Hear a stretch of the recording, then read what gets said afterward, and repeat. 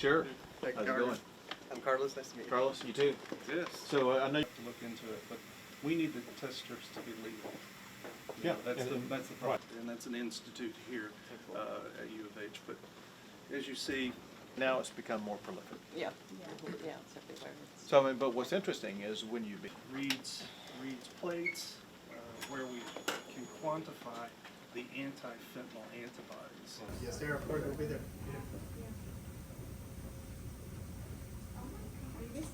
Put it in gel, and that kind of separates the protein, and we can. With chairman now for 14 of my 15 years, and I can tell you.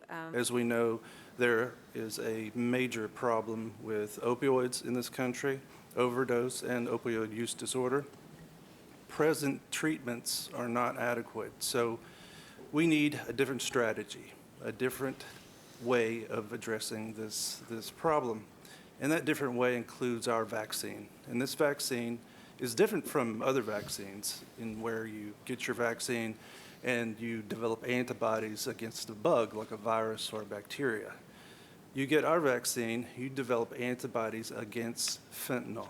These antibodies bind to fentanyl if it is consumed and prevent it from getting into the brain where it may trigger euphoric centers or trigger respiratory depression and opioid overdose death.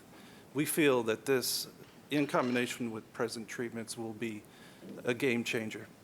You don't have to make a daily decision, you're set. So here's something interesting, and that is, I'm sure.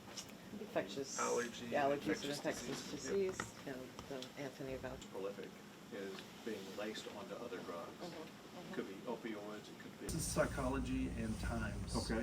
And that's an institute here at U of H. It's going to address what's turned out to be one of the most serious, lethal problems we have in our country.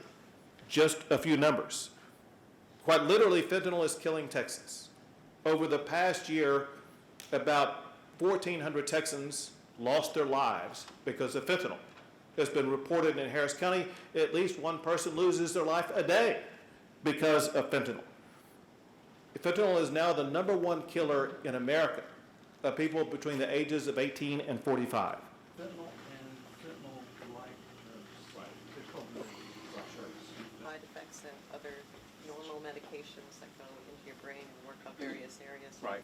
The DEA administrator said that fentanyl is the single deadliest drug threat our nation has ever encountered. And according to the CDC, during the 1 year from February 2021 to February 2022, more than 75,000 Americans died from fentanyl-related overdoses. This is an extraordinarily deadly problem. into the well, and depending on the well itself, how much antibody that into different proteins, and those different proteins migrate that.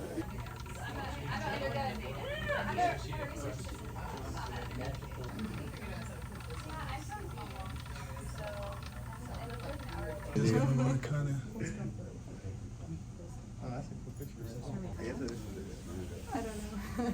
Calling that in.